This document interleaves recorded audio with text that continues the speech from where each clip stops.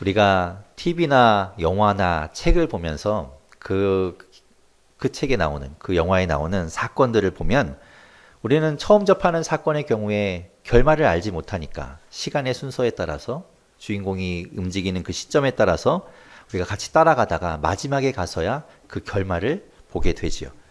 예측했던 결말이 되기도 하지만 때로는 반전이 일어나서 아주 상상하지도 못한 결말을 만나기도 합니다. 그런가 하면 또 어떤 작품들은 반대로 결말을 미리 알려준 상태에서 시간을 거꾸로 거슬러 올라가는 경우도 있습니다. 그러면 그냥 지나쳤던 장면들 하나하나가 다시 한번 보게 되는, 그래서 비로소 그 장면의 의미들을 깨닫게 되는 그런 작품들도 있습니다. 오늘 이야기는 바로 그런 후자의 방법으로 한번 우리가 살펴보려고 합니다. 왜냐하면 이 이야기는 우리가 너무나 잘 알고 있는 이야기이기 때문에 그렇죠. 우리가 주일학교에서부터 이 삭개오의 이야기는 너무 많이 들었습니다. 그래서 그 이야기를 다시 한번 되짚어 보려는 겁니다. 오늘 말씀에서 예수님은 아주 중요한 말씀을 하고 계시는데 바로 예수님이 이 땅에 왜 오셨는지를 말씀하고 있는 겁니다. 예수님이 직접 말씀하셨기 때문에 이 말씀은 너무 중요한 말씀입니다. 예수님이 왜 이 땅에 오셨는가? 왜 이 땅에 오셔야 했는가? 오늘 말씀 10절에서 예수님은 이렇게 말씀하십니다. 오늘 말씀 10절 말씀 같이 한번 읽어보겠습니다. 10절 말씀입니다. 시작. 인자가 온 것은 잃어버린 자를 찾아 구원하려 함이니라. 아멘. 예수님이 이 땅에 왜 오셨는가? 이 땅에 왜 오셔야 했는가? 잃어버린 자를 찾아서 구원하기 위해서 오셨다라고 예수님은 친히 말씀하십니다. 그렇다면 예수님을 만나서 예수님 만나고 구원받은 사람들, 그 사람들은 바로 예수님이 찾던 잃어버린 자였다는 말이 되는 거죠.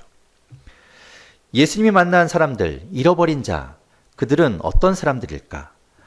그리고 오늘 말씀에 등장하는 그 삭개오와 잃어버린 자는 어떤 관계가 있는 것인가? 삭개오가 잃어버린 자라면 왜 삭개오는 잃어버린 자가 되는 것일까? 오늘 그 이야기를 함께 나누려는 겁니다.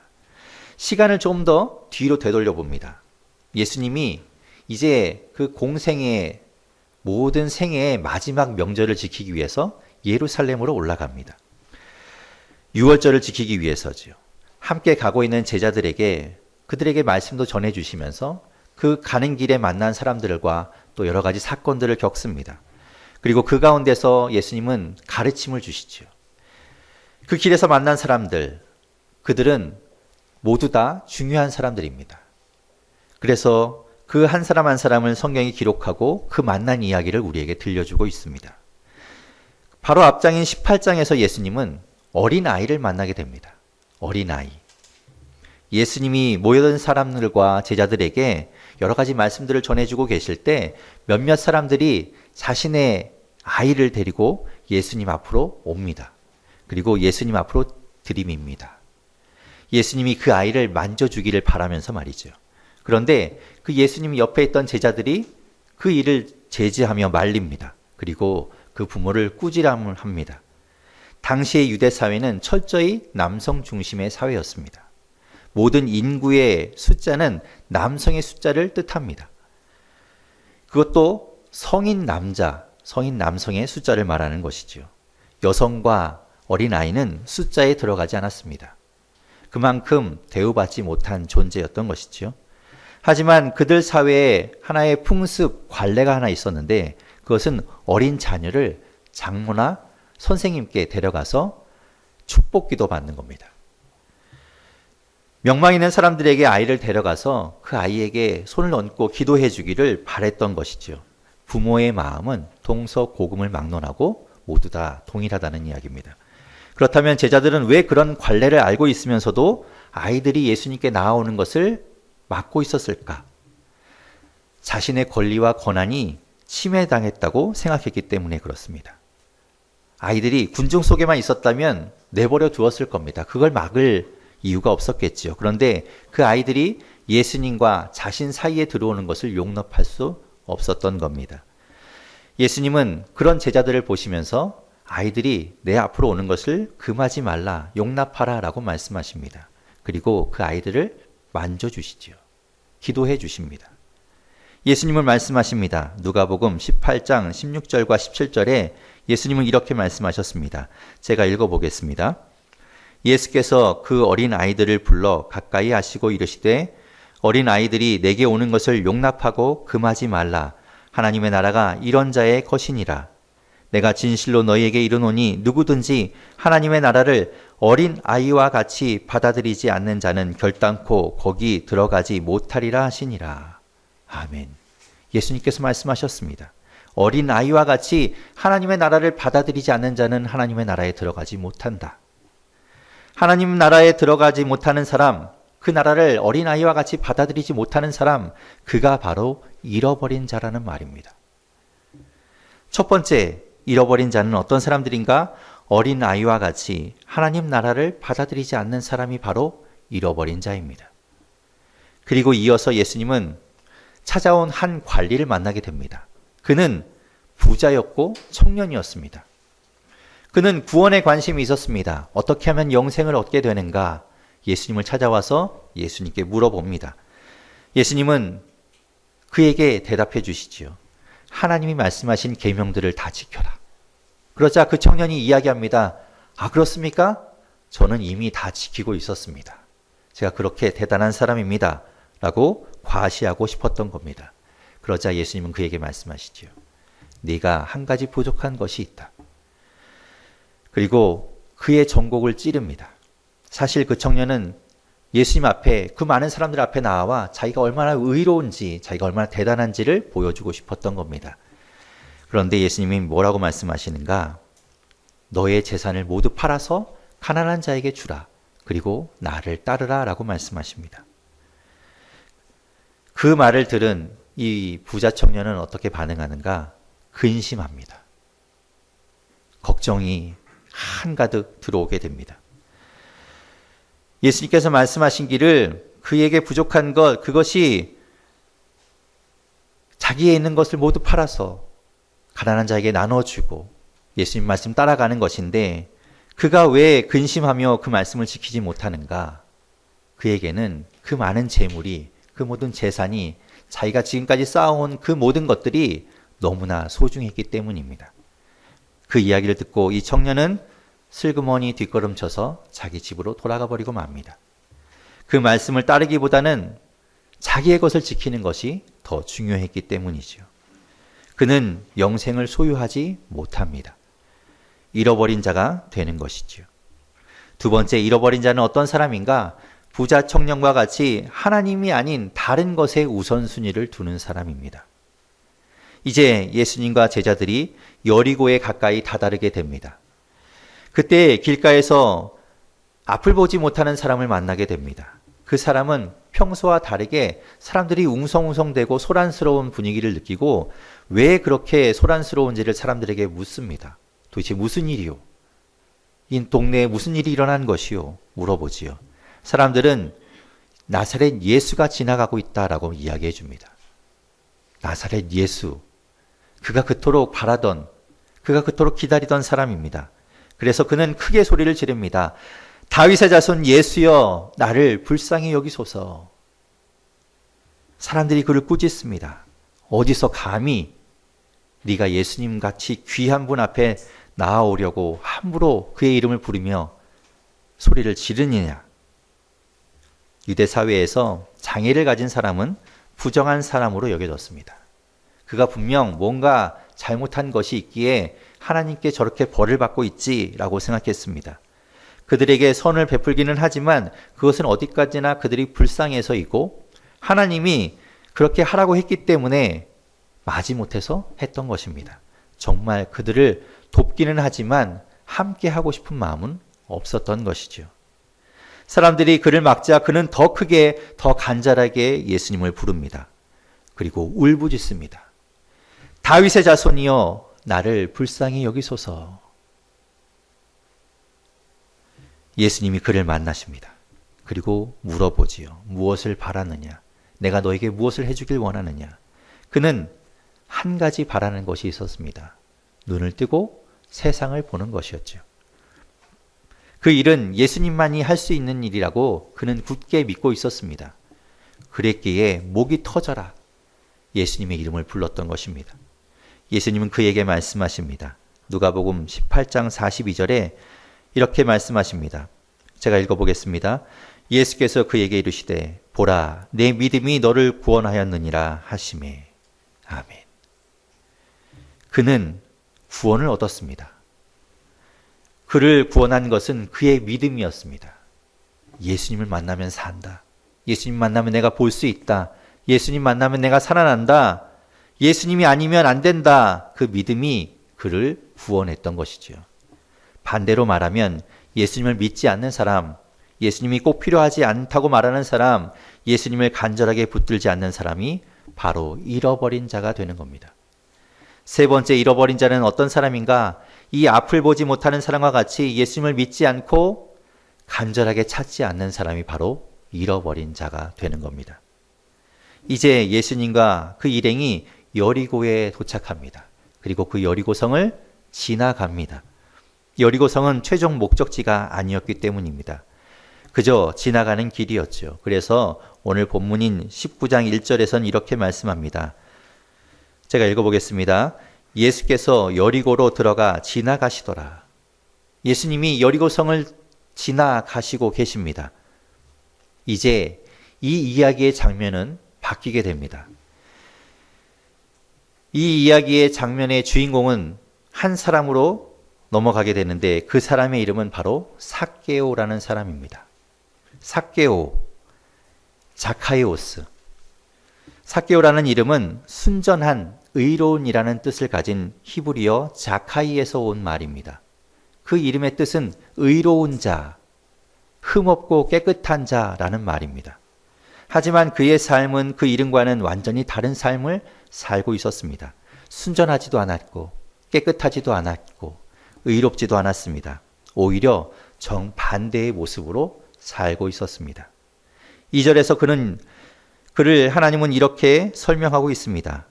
2절 말씀에 그 삭개오를 이렇게 설명합니다. 우리 같이 한번 2절 말씀 읽어보겠습니다. 함께 읽겠습니다. 시작. 삭개오라 이름하는 자가 있으니 아멘. 삭개오는 세리장이었으며 부자였습니다. 삭개오는 진짜로 잃어버린 자였습니다. 왜 그가 진짜 잃어버린 자인가? 첫 번째로 그는 아까 우리가 살펴보았던 그 어린아이와 같이 하나님 나라를 받아들이지 않던 사람이었습니다. 그는 세리장이었습니다. 당시 유대 지역은 로마가 점령하고 있던 지역입니다. 그래서 그 로마의 통치 아래에 있었지요. 로마에서는 총독을 파견하여서 군사적, 정치력, 영향력을 행사하고 있었습니다. 그러면서 그 이스라엘 백성들에게 세금을 거두어 드리고 있었습니다. 세금은 로마인들이 직접 걷지 않고 유대인을 시켜서 세금을 걷게 합니다. 그래서 그 거둔 세금을 중간 관리에게 가져오게 하는 것이지요. 그러니까 세리들은 동족들에게 가서 로마에 바칠 세금을 거두어 드렸던, 로마에게 바칠 그 세금을 빼앗아 갔던 사람입니다. 그러니 동족들은 이 세리를 지극히도 싫어했던 것이죠. 그리고 이 여리고라는 곳은 요단강을 건너서 예루살렘으로 가는 그 길목에 있던 도시입니다. 아주 커다란 도시죠. 그래서 그곳을 지나는 많은 무역 상인들이 있었고 그들에게 이 무역에 관한, 통행에 관한 모든 세금들을 걷고 있었습니다. 문제는 이 세리가 실제로 더 많은 세금을 착취하고 있었다는 것이 문제입니다. 로마에게 갖다 주기 위해서 그에 맞는 세금만 거둔 것이 아니라 그 중간에 남겨 먹기 위해서 조금 더 많이 걷어서 자기가 그 중간에서 착복하고 나머지를 로마에 갖다 주었던 것이지요. 그래서 유대인들은 세리들을 보며 벌레 취급했습니다. 동족의 피를 빨아먹는 거머리처럼 여겼습니다. 그런데 삭개오는 그런 세리들의 장이었던 것입니다.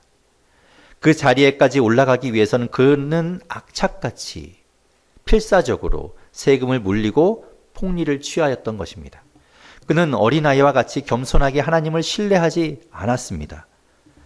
그랬다면 부당하게 동족들에게 세금을 걷고 동족들을 힘들게 하지 않았을 겁니다.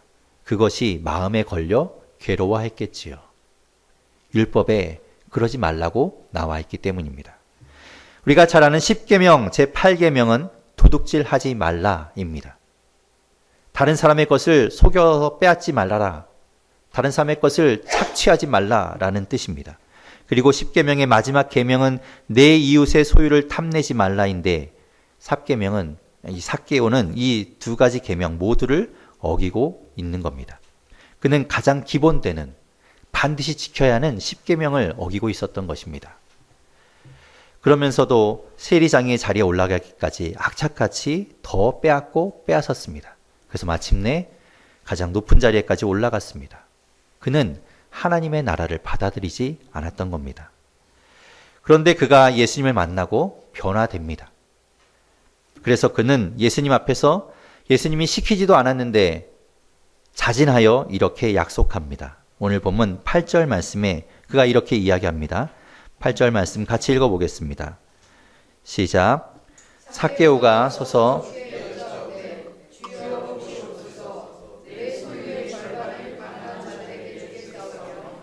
만일 누구의 것을 속여 빼앗은 일이 있으면 내 갑절이나 갚겠나이다.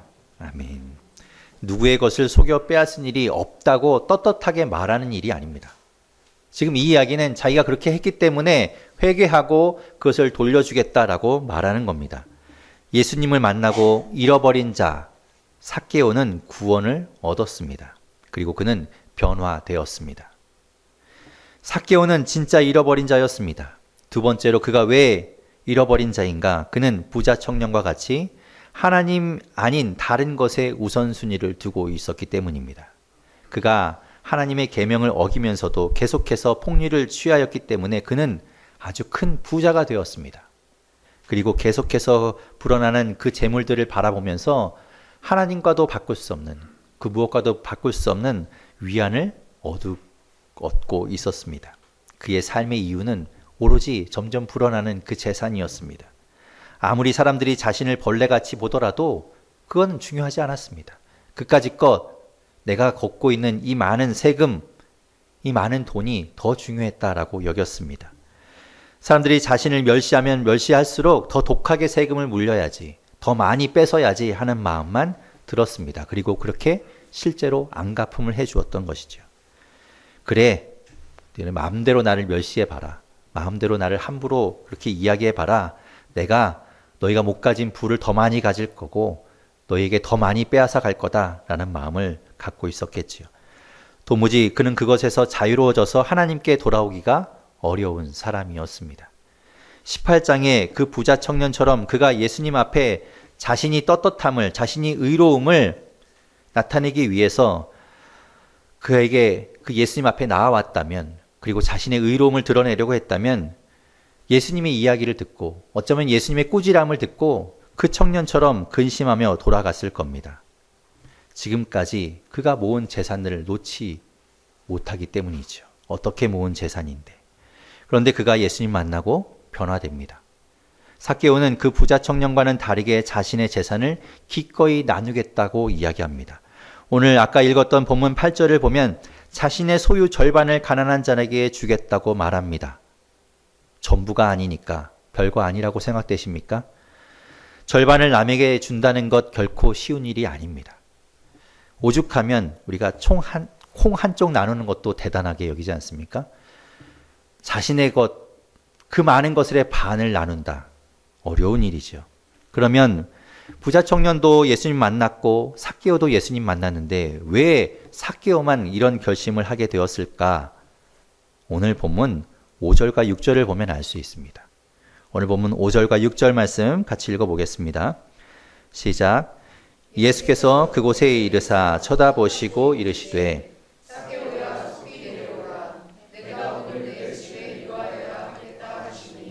급히 내려와 즐거워하며 영접하거늘. 아멘. 부자 청년은 말씀드린 것처럼 자신을 드러내기 위해서 예수님 앞에 나와왔죠. 그러나 이 의로운 자라는 이름을 가진 삭개오는 반대로 예수님이 그를 찾아오셨습니다. 비록 이름은 의로운 자였지만 전혀 의롭게 살지 못했던 자신에게 예수님이 먼저 말을 거시고 찾아오셔서 자신의 집에 머물겠다라고 말씀하십니다. 이건 놀라운 사건이죠.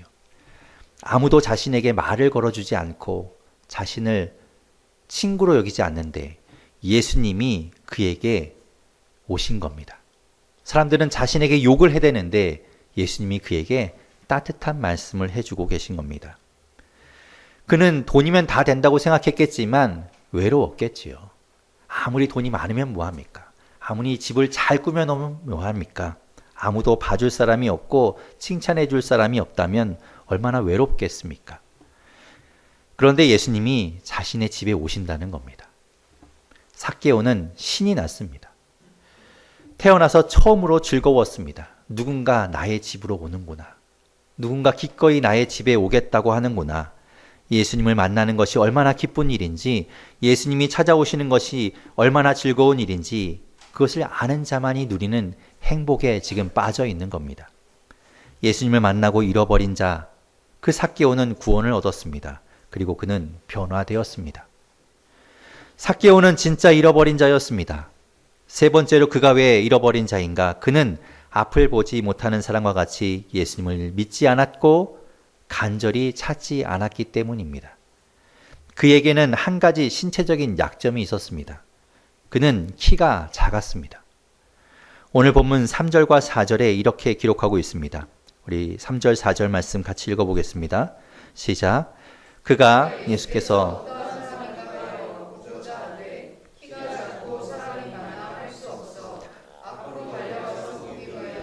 돌무화과 나무에 올라가니 이는 예수께서 그리로 지나가시게 되밀어라. 아멘. 그는 키가 작았다라고 말씀합니다. 그런데 이 키가 작았다라는 말이 그냥 작은 정도가 아닙니다. 제가 어렸을 때는 삭개오를 이렇게 그리면 척추 장애인으로 그렸었습니다.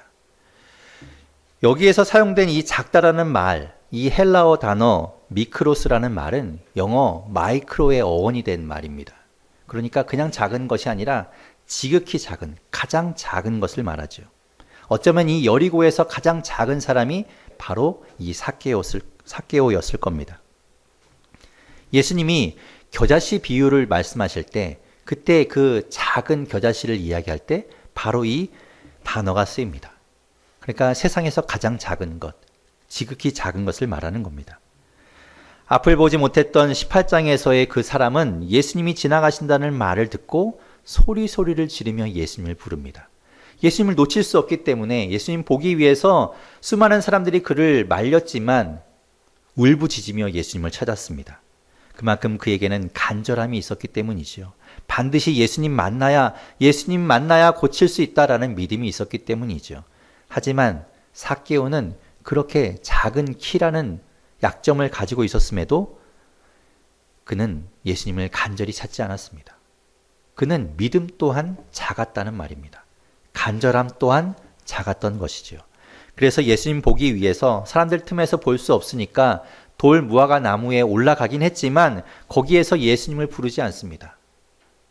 예수님을 정말 만나고 싶었다면 예수님 저 좀 봐주십시오 라고 이야기했을 테지만 그저 삭개오는 바라만 볼 뿐입니다. 적극적으로 나서지 않습니다. 그가 예수님을 만나기 전에는 그랬지요. 그런데 그가 예수님 만나고 나서 변화됩니다. 삭개오는 우리가 읽은 8절에서 본 것처럼 예수님 앞에 서서 사람들이 다 보는 데 가운데 서서 당당하게 자신의 결단을 이야기합니다. 내가 이렇게 하겠습니다 라고 말합니다. 7절에 보면 사람들이 그를 보며 수군거립니다. 7절에 이야기합니다. 삭개오, 저 죄인의 집에 예수가 들어간다. 더 심하게 얘기했을 겁니다. 저 죄인 놈의 집에 예수가 들어간다 라고 말했겠지요. 평소 같았으면 사람들이 그렇게 이야기하면 주눅이 들어서 자기의 약점 때문에 주눅 들어서 예수님 앞에 온전히 나아가지도 못했을 겁니다. 그런데 그가 예수님 만나고 변화됩니다. 예수님 만나고 잃어버린 자 삭개오가 구원을 얻었습니다. 그리고 그는 변화되었습니다. 예수님은 잃어버린 자였던 그 삭개오가 변화된 것을 보고 많은 사람들 앞에서 이렇게 그를 이야기해 줍니다. 오늘 본문 9절 말씀에 예수님이 이렇게 말씀하십니다.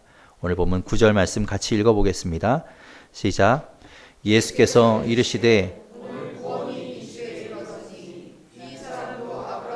자손이미로다. 아멘. 예수님은 이 땅에 잃어버린 자를 찾아 그를 찾아 구원하기 위해 이 땅에 오셨다라고 말씀하셨습니다. 이제 잃어버린 자를 찾고 계신 그 주님을 만나야 하는 거죠. 아직 여러분도 잃어버린 자이십니까? 예수님의 손이 아닌 다른 것을 아직도 꽉 붙들고 계십니까? 형이라는 영화가 있습니다. 그 영화에서 앞을 볼 수 없게 된 남자 주인공이 있는데 그 남자 주인공을 돕기 위한 여자 주인공이 자신이 지금까지 쌓아온 모든 자리들을 다 떨쳐내고 그 앞을 보지 못하는 남자 주인공을 돕기 위해서 그 모든 것 다 버려두고 떠나면서 하는 이야기가 있습니다. 그 여자 주인공이 이런 대사를 합니다. 그 남자 주인공의 이름이 두영인데 이렇게 말합니다. 두영이 손 잡아주려면 내가 쥔 것들 버려야, 내 손 비워야, 그래야 잡아주지. 이렇게 말합니다. 내가 손에 무언가 꽉 붙들고 있다면 예수님 손 잡을 수 없는 것이지요. 그러면 영영 잃어버린 자 되는 겁니다. 이제 손에 쥔 것 비워버리십시오. 그리고 예수님의 손을 잡을 수 있기를 바랍니다. 잃어버린 자, 그 삭개오의 변화가 당신 삶에서도 일어나기를 소망합니다.